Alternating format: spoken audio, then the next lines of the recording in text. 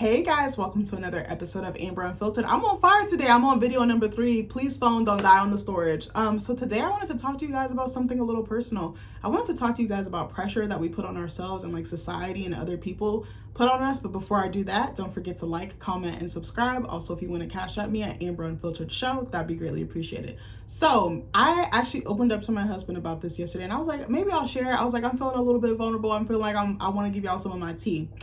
So, I told you guys I've been locked in with school. That's why I've been mad quiet. So lately I've been just feeling like this undercurrent or like this like low energy or like lethargy or like just like a slump a little bit, but not like totally like mental or like depressive. It's just kind of like, oh, when are you going to be on to the next thing? What's next? What's next? What's next? And then I'm like, I'm not even enjoying school anymore. I'm like, that's crazy because I love school. Like, no matter how much I complain or bitch about it, I still fuck with school. Like, I'm an avid learner. I love learning. I love hearing different perspectives. I love actually working. I love doing the assignments. I love doing research. I love really using that other part of my brain, doing critical thinking. Like, I feel like it's like low-key an art, but it's also very, it can drain your energy. But I'm only taking one class this semester, and I just kind of feel like disconnected from it. Like, even though it's a good class and it's like manageable and I've been able to keep up with everything, I still feel like this nagging feeling like in the back of my mind or like my stomach or like my gut, and I'm like, what is that? And I think it's like I feel a race to finish. Like, I'm not even enjoying it because I'm just like, I'm ready to go to the finish line. I'm like, why are we like this? We're like programmed and conditioned to be like this. Like, what's next? You know, the goalpost, the end result. Like, we never think about the steps we take to do something. But then when I stopped and thought about it, I was like, bro, you've been in school for 5 years straight. Like, yes, I had little breaks like where I would like take a semester off or do one class or drop a class, whatever the case may be. But I always came back, and I went to school year round, even with those breaks. And I was like, that's a lot. Planning a wedding, working, trying to keep a social life, trying to see my family. Like, it's a lot of work. And then you just like having that energy. I was like, my energy is so different this time around. I was like, getting a bachelor's is so much harder than getting an associate's. Like, it's like a different level of responsibility and so much more is required of you, and each teacher is so different. Like, each teacher is different in community college, but I think community college was much more bearable. I'm not gonna sit here and say it wasn't hard, because there was times that it was really hard and they were treating it like it was an undergrad or like a master's or PhD program. Some teachers just run their classrooms right like that, especially if they are a master holder or a PhD holder. Like, it just is what it is. I feel like a teacher is like a blind date. Like, you never know, you know, life is like a box of chocolates. You never know what you're gonna get. But I was like, why do I feel like this? And I think the reason why is because I'm like, me and my husband, TMI, I don't know, this could change. We always change our mind like every other week. But we were like, you know, we think we wanna start trying for a family or trying for a kid, you know, after we get our degrees, you know, our bachelor's degrees, because I'm trying to get him to go back too while we're kid free.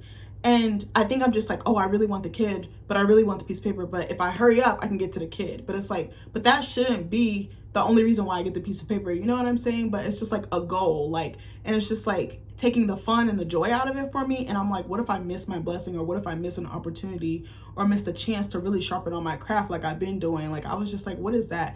And then two, with the success of In Vitro, like it getting published, you know, performing it, people asking me for the book, I think it's really lovely and it's flattering and humbling to have people ask for more of my work. But then I feel pressure to hurry up and finish. Like, you know what I mean? Like, it's just like that pressure. And then I start getting in my head, and it's just like a cycle. It just keeps going. It's like a washing machine, like rinse, lather, and repeat. And I'm like, I need to hurry up and write. I need to do this. I need to do that. And then I like don't feel happy, or I don't feel satisfied. And I was like, I wonder if other people feel like that. And my husband confided in me that he felt like that about something too. I don't want to put his business out there, but we were talking about that. We were like, where does this come from? And I was like, I think a lot of it is like corporate settings drill that like productivity, and then you finish something and then you get a whole new set of tasks. I remember the first like real toxic job I had, the one that like really impacted my mental health, was actually the place I met him out, but not because of him, but because of other factors. And I remember like being like, okay, I'm not gonna quit because I don't want to leave all this work for my coworkers. And so it's just like a wheel, like a hamster wheel. Like, I just kept, okay, well, when I finished this set of work, but then it would just be like an influx of more and more and more work. And it was just like so exhausting to keep up with. And that's kind of how I feel right now.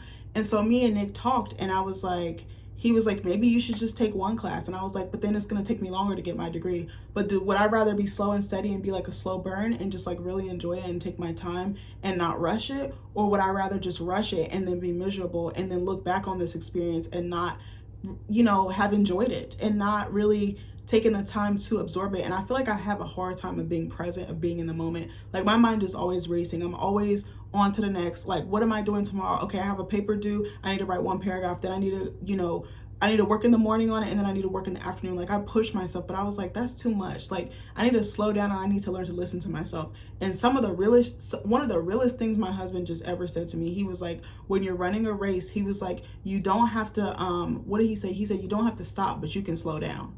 And I was like, damn, this man really is smart. I was like, I married a smart man, but I was just like thinking about that. And I was like, I need to like dial it back. I was like, I need to do some self-care. I need to rest and not put so much pressure on myself. Like even I'm working on this paper about soul food, and it's like pulling teeth, but because I'm just like angsty and I just view it as something I need to get done so I can move on to the next class or the next credit or the next whatever, it's like taking the fun out of it. And I was like, you love learning. Like folklore is actually very, very interesting. It's very intricate, and folklore is literally all around us. That's the class I'm taking right now. And I was like, this is a topic I'm passionate about. Yeah, I feel fucking miserable. And I was like, why? I was like, it's because of me. Like I'm just putting too much pressure on myself. I'm stressing myself out. And we were talking about how like putting those expectations on yourself and then dealing with outside expectations is like, it causes more stress and burnout. And again, it's just a cycle, or a vicious cycle, I should say. And we were just talking about, he was telling me like, he always used to tell me like, don't put deadlines on stuff, don't put expectations. Because I'll ask a question, I'll be like, oh, so when, like if I ask him a question like, so when do you want to book the, like for example with the movie that we just saw, Fantastic Four First Steps, I was like, when do you want to book the tickets? And he's like, whenever. Like he's just very fluid, like he goes with the flow. And I'm like, no, we need to have a plan, we need to execute, and then we need to move on to the next thing. But it's like, sometimes it's okay to go with the flow. Like you don't necessarily have to have a plan. I sometimes think the last minute plans, or just like the organic, you kind of stumble into them, I think that those are better. But I was just like, I wonder if anyone else deals with this. I wonder if anyone else feels the same way. And I hope that if you guys are dealing with this, that you do get to a calm level and that you do something for yourself to kind of dial it back, and remember that that goal will be there and that you can attack it in smaller steps, and you don't have to instantly.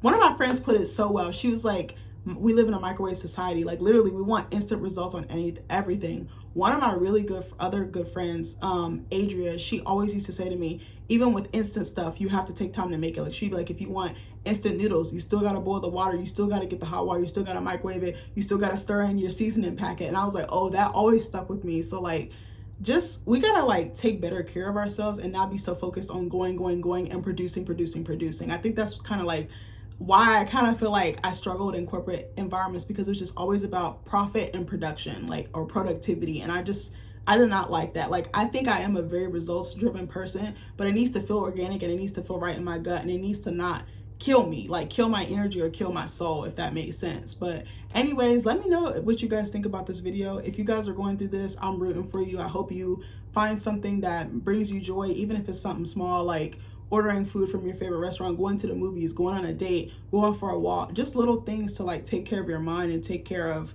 your perception. I realize that a lot of the times it's my mindset, and I be telling myself, if you're viewing something as a chore, then you need to like dial it back and view it as something you want to do, not something you have to do. But anyways, I love you guys, and I'll see you in the next video. Bye.